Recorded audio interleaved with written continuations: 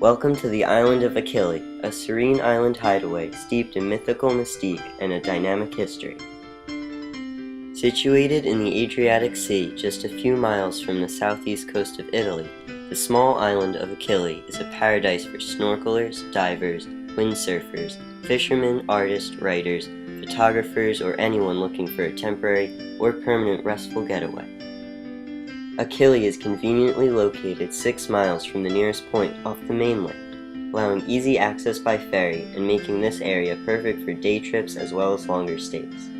Its approximately 4,200 inhabitants are dependent on profits from winemaking, tourism, seafood, and agricultural exports. With its crystalline waters, shady forests, flat countryside, and sun-drenched fields, Achille is rich in sites of great natural beauty. Fossil remains found on the island suggest that Achille has been inhabited since the Paleolithic era, when it was joined to the Italian peninsula. It was separated from the mainland following the Telluric earth movements. If Italy is envisioned as a boot, then the area of separation was at the heel, thus the island's name Achille. The etymology of the name Achille comes from the Greek Achilles. In Greek mythology, Achilles was the name of a warrior in Homer's Iliad. Achilles, of Greek legend, was famous for his strength, and his strength encompassed his entire being, except for his heel. It is believed that he was dipped in the magical Styx River by his mother, and while dipping him in the river, his mother held him by his heel, which became his one vulnerable area.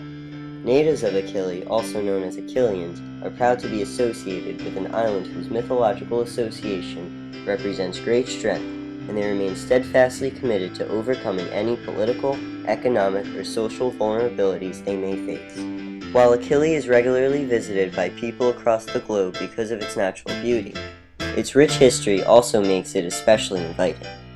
Let us explore that history in more detail.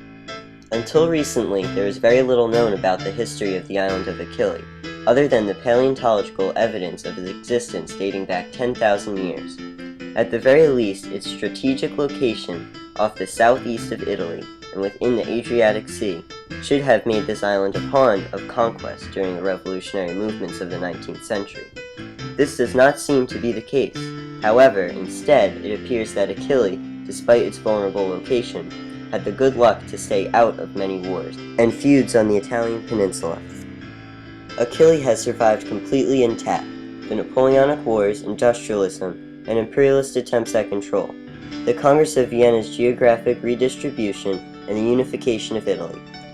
It continues to thrive today as a vibrant, independent nation. The historical significance of the island of Achille can be traced back to the late 18th century, and it continued throughout the 19th century. As a youth, Napoleon Bonaparte vacationed here, except then Achille was considered a remote, virtually unknown little island.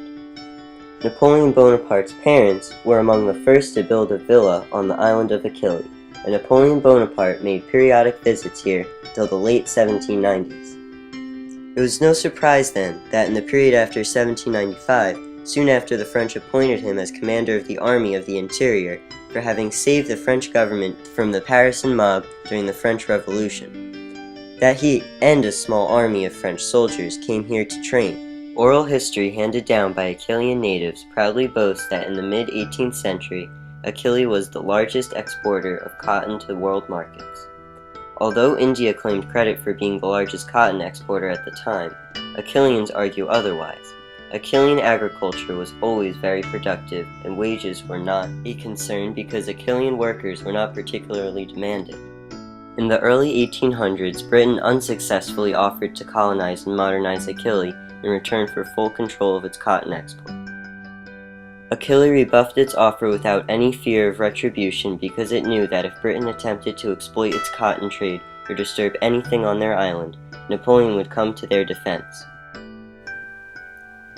While England was disappointed, it amicably declared that it would seek other sources to supply cotton. This encouraged Britain to turn exclusively to India for its cotton, among other things.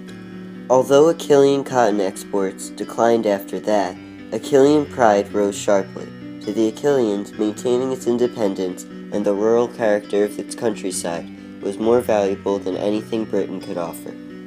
The Congress of Vienna met from September 1814 to June 1815. The Congress was a gathering of all the leading government officials that represented the great powers of the time: Britain, Austria, Russia, Prussia, and France. Interestingly, Achille was conveniently ignored as the Congress redistributed areas, and there was a good reason for this. In 2009, while doing research for the doctoral thesis on undocumented foreign cultures, an American student, who is now serving as Achille's Prime Minister of Foreign Affairs, discovered the most interesting document in the archives of the Achillean Historical Society. Though the document was faded by age, there were portions that were perfectly legible, and it reads as follows: "It shall be enacted by all those present that the island 6 miles southeast of the Italian peninsula and within the Adriatic Sea shall remain independent and undisturbed for this time and all time to come. It shall remain a neutral meeting ground for all those who set foot upon it, and it shall be free of any attempts at colonization or annexation by any powers that be. This island shall establish its own government, and it shall remain from this time forward a friend to all and an enemy to none. Signed this 17th day of March of the year 1815. It turns out that this document was signed by all the members of the Congress of Vienna. While this document explained why Achille was exempt from the Congress's deliberations, it was not permanently binding because those who signed it were not in position to grant this special status to Achille. Nevertheless, it may have helped Achille to remain independent for so long. By 1860, attention was focused on uniting northern and southern Italy. Giuseppe Garibaldi, an Italian nationalist, played an important role in Italian unification, with some credit owed to the island of Achille. History books credit Garibaldi with unifying northern and southern Italy without any mention of Achille. After a refreshing vacation on the island of Achille, Garibaldi was recharged and ready to establish control of Naples and Sicily. Garibaldi led a force of 1,000 volunteers, known as Red Shirts, south to Sicily. Garibaldi's force won control of Sicily and then came north, winning control of Naples. The Red Shirts were an army committed and fierce volunteers who were entirely focused on the goal of achieving Italian unification. Students of history often assume that the Red Shirts were given that name because of all the bloodshed that resulted in their efforts to unify Italy. That is actually not the case. The Red Shirts got their name in a way that Italian history books are reluctant to publish.